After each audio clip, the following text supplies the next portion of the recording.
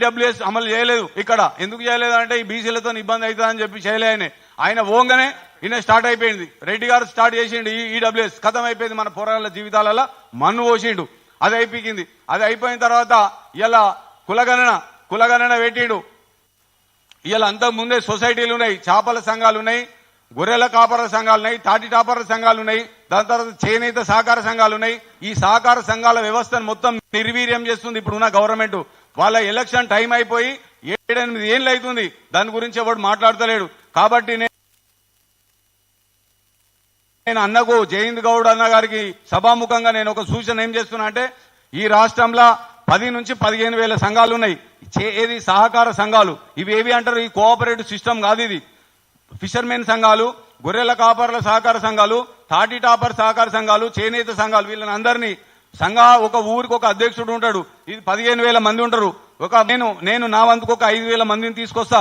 నువ్వు ఒకసారి టైం తీసుకొని ఆ శాఖ 5 డైరెక్టర్లు ఉంటాయి. ఒకటి ఎస్సీ ఉంటది, ఒకటి ఎస్టీ ఉంటది, 3 జనరల్ ఉంటాయి, ఒకటి జనరల్ ఉంటుంది, 2 బీసీ ఉంటాయి.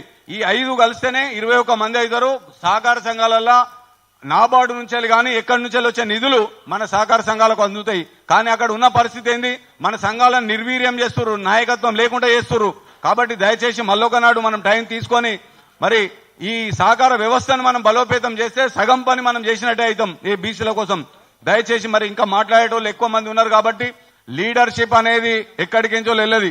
ఇలా ధర్మపురి అరవింద్ కావచ్చు, బండి సంజయ్ కావచ్చు, రేవంత్ రెడ్డి కావచ్చు, మీద ఉన్నని ముఖ్యమంత్రి ప్రధానమంత్రిని అరే రారా చూసుకుందాం అని గల్లు అందుకొని కూస్తా, ఇది అందుకొని కూస్తా అంటేనే లీడర్ అవుతాడు తప్ప అడుక్కునే దానికి అయ్యా సార్ గిట్లా చేస్తున్నావు, సార్ గట్లా చేస్తున్నావు అంటే ఎవరు లీడర్ గారన్నా. కంపల్సరిగా మన హక్కుల కోసం మనం మాట్లాడాలంటే నువ్వు ఎంఆర్ఓ ఆఫీస్ పోయినా, ఆర్డీఓ ఆఫీస్ పోయినా, లేకపోతే కలెక్టర్ ఆఫీస్ పోయినా, పోలీస్ స్టేషన్ పోయినా కుర్చీ గుంజుకొని కూర్చోవాలి.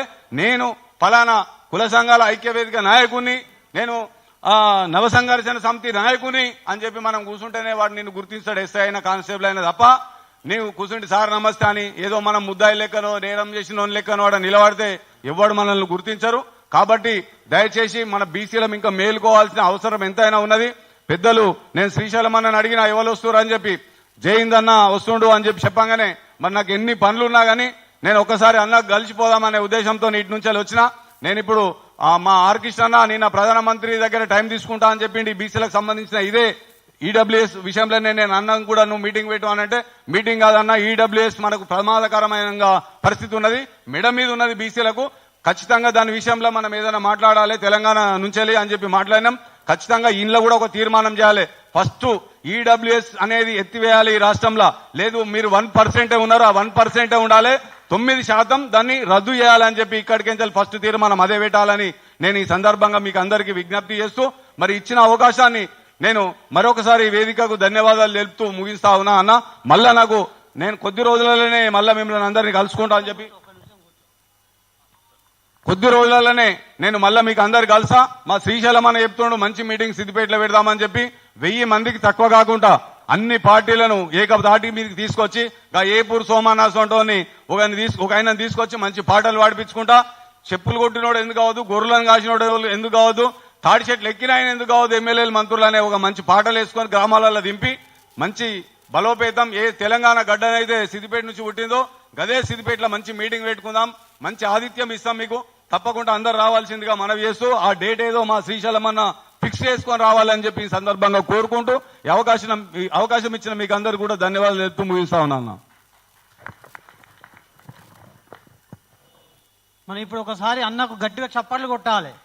ఎందుకంటే బీజేపీ పార్టీ కాంగ్రెస్ పార్టీ కాదు, మన బీసీలకు అన్యాయం జరుగుతుంది. మన ఓట్ల గురించి, మన సీట్ల గురించి వాళ్ళ కింద పనిచేయకుండా అందరూ కలిసి రావాలంటున్న అన్నకు నమస్కారం తెలియజేసుకుంటూ ఇప్పుడు మన శ్రీశైలం ముదిరాజు గారు మన జై తెలంగాణ అని చెప్పేసి తన ఉద్యోగాన్ని పక్కన పెట్టేసి బీసీలకు అక్కడ అన్యాయం జరుగుతుండో అక్కడ పోటీ కూడా చేసి రాబోయే తరానికి బీసీ నాయకత్వం రావాలి, బీసీలంతా ఒకటిగా శ్రీశైలం ముదిరాజు గారిని మాట్లాడవలసిన కోరుతున్నాను.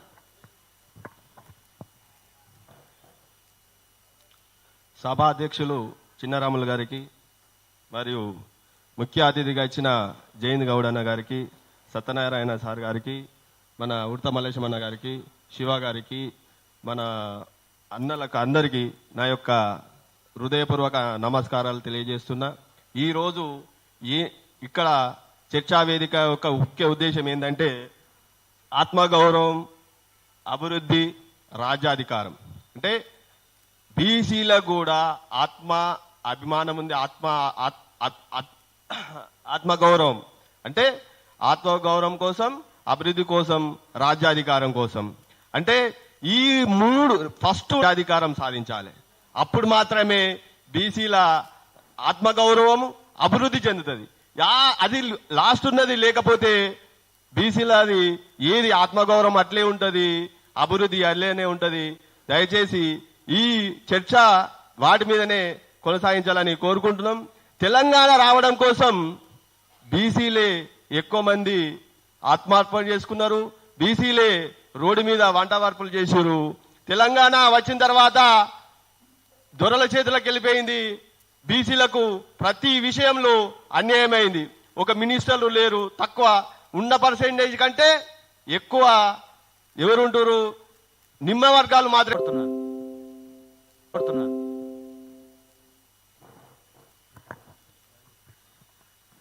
ఈనాడు తెలంగాణలో బీసీల రాజ్యాధికారం కోసం ఒక చర్చా వేదిక ఈరోజు మనం ప్రారంభించుకున్నాం. ఇట్టి కార్యక్రమాన్ని జయప్రదం చేయడానికి అన్ని పార్టీలు ఉన్న బీసీ నాయకులను పిలుచుకున్నాం. మరి ఇది నవసంఘర్షణ సమితి, బీసీఎఫ్, బిఎల్ఎఫ్, అంబేద్కర్ పూలే ఈ 4-5 సంఘాలు కలిసి సంయుక్తంగా నిర్వహించుకుంటున్నాం. ఈ కార్యక్రమానికి కర్ణాటక రాష్ట్ర నవసంఘర్షణ సమితి అధ్యక్షుడు అన్నగారు పరిచయం చేసుకోండి. కాజన్న గౌడు రాయచూరు నుంచి వచ్చిండు. ఇప్పుడు నవసంఘర్షణకు స్టేట్ ప్రెసిడెంట్. కూర్చో. మరి ఎస్టీ నాయకులు కొత్తగూడెం నుంచి భానుకిషన్, శ్రావణ్ గౌడు, మరి నవసంఘర్షణ సమితి మహిళా అధ్యక్షురాలు మమతా గౌడు,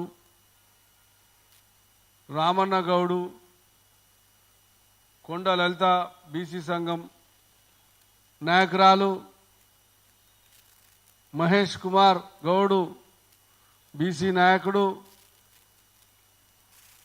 మరి ఇంకా చాలా మంది బీసీ నాయకులు వచ్చిండ్రు. సబ్జెక్ట్ ఏంటంటే అసలు రాజ్యాధికారము బీసీలకు ఎందుకు వస్తలేదనేది సబ్జెక్ట్.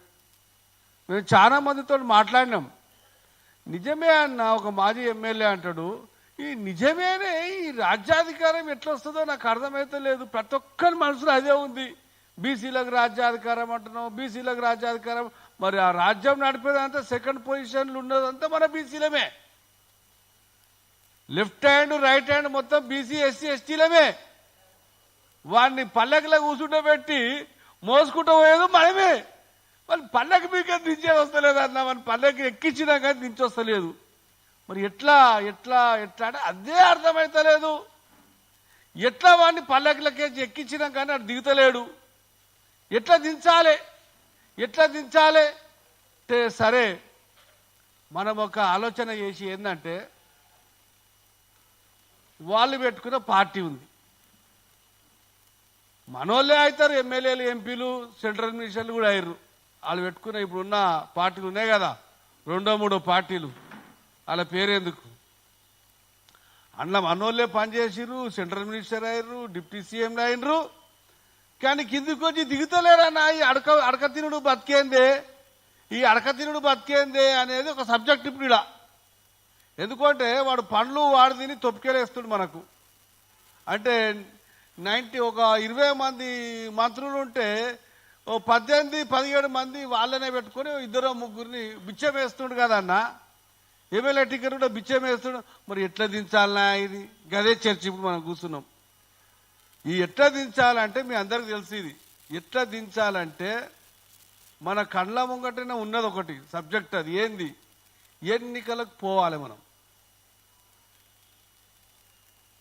ఓసీ పార్టీలల్లా ఒక సెకండ్ స్థాయి అంటే ముఖ్యమంత్రి తర్వాత పోస్టులో పనిచేసిన వాళ్ళు కూడా సొంతంగా పార్టీ పెట్టుకుర్రు. వాళ్ళ పేర్లు మీకు అందరికి తెలుసు.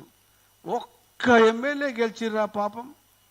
మరి అందులో ఓసీ పార్టీలు ఉన్న రోజులు హోమ్ మినిస్టర్లు, డిప్యూటీ సీఎంలు అన్నీ చేసిర్రు కదా. వాళ్ళు ఏం చేసిర్రు?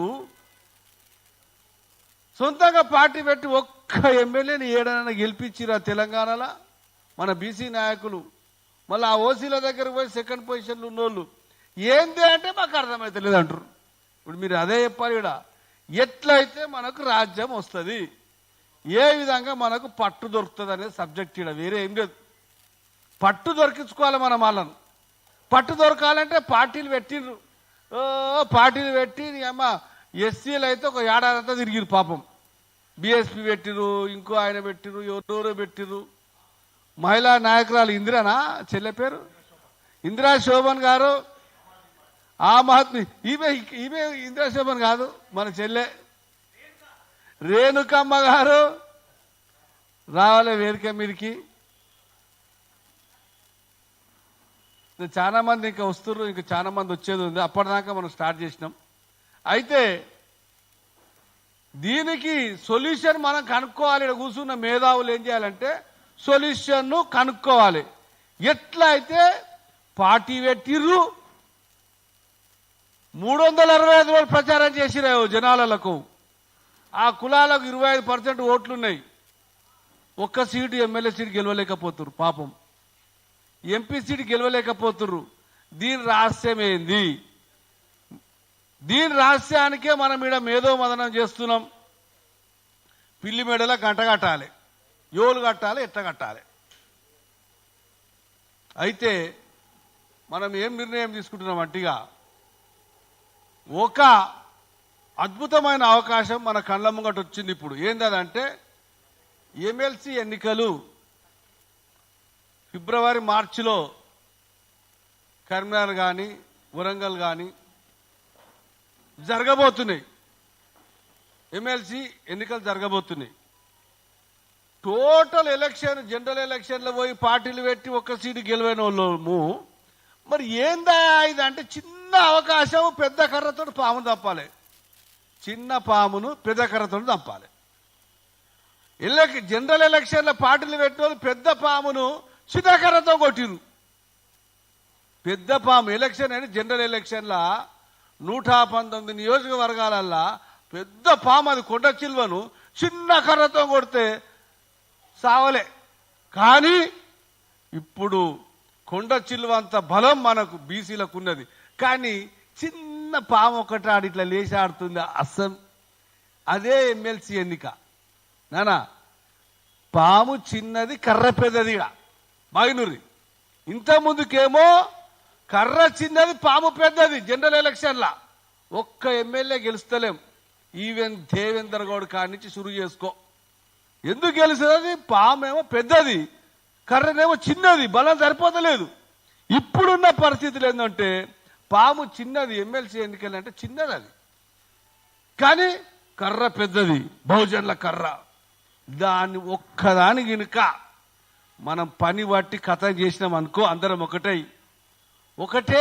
ఒక ఎన్నికయా, ఒకటే ఒక ఎమ్మెల్సీని. కాంగ్రెస్కు సంబంధం లేని వాళ్ళు, బీజేపీకి సంబంధం లేని వాళ్ళు, టీఆర్ఎస్కు సంబంధం లేని వాళ్ళు అందరం కలిసి ఆ ఒక్క పామును కథం పడితే బాగుంటుందా? ఒక్కటే ఎక్కువదో. అరే ఒక్క ఎమ్మెల్సీ ఖమ్మంలో కానీ ఊరంగలో కానీ గెలిస్తే మన పని అవుతుంది అంటావా? హలో, పార్టీ పెట్టి ఎలక్షన్లో ఓడిపోదామా, లేకపోతే అందరం కలిసి ఒక ఎమ్మెల్సీ కొడితే మన ఉపయోగం అవుతుంది? మీరే చెప్పురా, నువ్వు చెప్పా. ఇది మన పనికి వస్తుంది అంటే దాన్ని పనికి వస్తుందా? నేను మాట్లాడుతున్నా, మీరు ఇంటుర్రు బాయినూరి. ఇంతమందిని కలిసి ఒక్క ఎమ్మెల్సీని ఏడనన్నా గెలిస్తే మనకేమైనా యూజా? మీరు చెప్పాలి. ఇది యూజ్ అవుతుంది అంటేనేమో అందరం కలిసి గెలిపించుకుందాం. యూజేనా? ఒక్కడు గెలిస్తే తర్వాత మొత్తం చుట్టొచ్చంటారా? ఒక్కడి బోని కొడితే అవతలోడు ఏంది రేవంత్ రెడ్డి అనుకుంటాడు. నేను 72 ఎమ్మెల్యేలను గెలిపించిన ముఖ్యమంత్రిని, ఈ ఎమ్మెల్సీ ఎంత నాకు అనుకుంటున్నాడు. తెలియదు అయిపోతాను, గెలిచి వస్తా అనుకుంటున్నాడు. బీజేపీ వాళ్ళు నేషనల్ పార్టీ 8 ఎంపీలు 8 ఎమ్మెల్యేలు ఇదో లెక్కనా టైంకి పోయి కొట్టి పారదింటాడు. ఇక టీఆర్ఎస్ ఆయన ఓడిపోయినాం ఏదైనా ఆయన అంటాడు. కానీ మనం ఇక్కడ ఉన్నాం చూసినావు, మన బలం ఇవ్వని తెలియదు వాళ్ళకి. మనం ఎవ్వడు కూడా కౌంటింగ్ చేయడు. ఇప్పుడున్న పార్టీలు ఎవ్వడు మనను కౌంటింగ్ చేయడు. ఇది తాబేలు, అది కుందేలు. ఈ తాబేలు నిన్ను నన్ను వాడని లెక్క పెడతారా? కానీ తాబేలు గినక కుందేలు మీద ఎట్లయితే విజయం సాధించిండ్రో మనం అట్లా పనిచేయాలి. ఓకేనా మమతామా? అవుతుందంటావా? ఇది అవుతుందంటావా? గెలిపించుకోద్దామంటావా? कुछ फायदा है जिताने से? कुछ होता है क्या? बोलो, जिताएंगे क्या? అనుకుందామా? అనుకుంటా కాదు. ఇప్పుడు ఈ వేదిక ఏంటంటే బాగినూరి దొడ్డ ఆయన పొడుగు ఆయన మాజీ మంత్రి ఎమ్మెల్యే అయి కూడా పక్కకు వస్తే ఒక ఎమ్మెల్యే సీట్ గెలవలే. ఓయ్యా బాగినూరు మళ్ళీ కూడా చెప్తా, ఆయన చాలా పెద్దోడు, ఒక హోమ్ మినిస్టర్ లెవెల్లో పనిచేసింది మనోడు, పార్టీ పెట్టి ఒక్క ఎమ్మెల్యే గెలవలే. ఓయ్యా ఇప్పుడున్న ఎమ్మెల్యేలు అందరూ ఎవరినైనా నేను ఒకటే చెప్తున్నా, సౌట సంఘాలకు నాయకులు బీసీలు ఓసీల పార్టీలో పోయి ఎమ్మెల్యేలు అయ్యారు. గాలేం పీకుడు కానా మనకంటే ఎక్కువ? ఓయ్యా బడా దారికారి క్యా? వాడు ఓసీల దగ్గరకు పోయి జోకి ఎమ్మెల్యే అయినోనికి వాడు వస్తే ఎంత రాకపోతే ఎంత వీడికి? హలో నిజమేనా? సౌటగాన్లేనా? ఇప్పుడున్న బీసీ ఎమ్మెల్యేలు ఎంపీలు మంత్రులు సౌటగాన్లా మొనగాళ్ళ? హలో మరి ఆ సౌటలను పక్కకు పెట్టి మనమంతా ఎమ్మెల్యే గెలిస్తే మన కథ ఎట్టుంటుంది? అప్పుడు మన మునగాండం అవుతావా లేదా? ఏమంటో ఆడు ఎంత పెద్ద పోస్టులు ఉన్నా సౌటగాడే. ఆడు డిప్యూటీ సీఎం కూడా కానీ సౌటగాడే. ఎందుకంటే వాడు అడుక్కున్నాడు రోడ్డు, వాడు కాంగ్రెస్ పార్టీలో పోయి కాళ్ళు మొక్కు టికెట్ ఆడుకుంటాడు, గెలిస్తే ఉప ముఖ్యమంత్రి కూడా అవుతాడు. కానీ వాడు ఓడు మన దృష్టిలో సౌట. ఓడు సౌటలేనా? బీసీలంతా సౌటగాళ్ళేనా? చెప్పుర్రి. సౌటగాళ్ళు అంటేనే మనం తల్వారు దిద్దాం భయ్, లేక మనం సౌటగాళ్ళం అయితే ఓడిపోతే మరి. హలో ఓడిపోయినామనుకో, ఈ ఎన్నికలలో మనం పెట్టిన అభ్యర్థి గెలవలేకపోతే మనం సౌటగాళ్ళం అవుతాం. అయ్యో వాడెట్లా సౌటగాడండి, ఓసీ పార్టీలో మంత్రి కూడా సౌటగాడు అంటున్నప్పుడు మనం బీసీలం అందరం ఒక్కటై ఓ క్యాండిడేట్ ఓడిపోతే మనం ఏమవుతాం? సౌటగాళ్ళమేనా కదా? మరి ఏం చేయాలి? మనం సౌటగాళ్ళం కావద్దంటే మునగాళ్ళం కావాలంటే ఏం చేయాలి? ఎవరినైనా ఒక అభ్యర్థిని, సమర్థుడైన ఒక బీసీ అభ్యర్థిని మనము ఎన్నుకోవాలన్నా వద్దా? ఎన్నుకుందామా వద్దా? గెలిపిద్దామా వద్దా? ఓ 20 రోజులు అక్కడ పోయి మంచిగా ప్రజలలో మమేకం అయిదామా? ఓట్లు పడతాయా లేదా? ఏమంటావు? ఈడ గమ్మత్ ఏంటంటే ఎలక్షన్ అయ్యేదేమో మెదకు నిజామాబాద్, కానీ ఆంధ్రప్రదేశ్లో ఉన్నటువంటి బీసీలు అందరూ కట్టకట్టుకొని ఆడికి పోయి అంటే ఏందిరా మా పౌరుషం ఏంది, మా బాధ ఏంది అని చెప్పి మన బాధలు వాళ్ళకి చెప్పుకుంటే ఓటర్స్కు ఒక ఇప్పుడు సిద్దిపేట కరీంనగర్ ఎన్నికలు వచ్చినాయి, 3,80,000 ఓట్లు ఉన్నాయట. వాళ్ళకి పోయి మనం కనిపించుకొని రాష్ట్ర నలుమూలల నుండి మనం అందరం ఒక 20 రోజులు పనిచేసి 200 కాళ్ళతోటి ఒక నామినేషన్ వేసి గట్లోంటి పనిచేస్తే మన ఉపయోగం అవుతుందంటవా? నిజంగా ఏమో అయ్యా నాకు డౌట్ కొడుతుంది, ఆయన చెప్తలేడు. అవుతుందటవా? నిజంగా ఆ సౌటగాన్ల కంటే ఇదే మంచుకుందటవా? ఆ సౌటగాన్లు ఇప్పుడు మన సౌటగాన్ల అందరూ పెద్ద పోస్టులుగా రూలింగ్ పార్టీల అలా సౌటగాన్లకు సర్టిఫికేట్ ఇచ్చినాం కదా. మరి మునగాండ్లం కావాలంటే పెద్ద మనిషి చెప్పే, ఓ పెద్ద మనిషి ఇట్లా గెలిస్తే మునగాండ్లం అవుతామంటవా? ఇది ఆదర్శమై నెక్స్ట్ పార్టీ తయారు చేయొచ్చటవా? అదే చేద్దామా? Thank you. దాని మీదనే మీరు అందరూ మళ్ళీ మాట్లాడరు. థ్యాంక్ యూ అధ్యక్ష. అందరితో ఇదే మాట అనిపి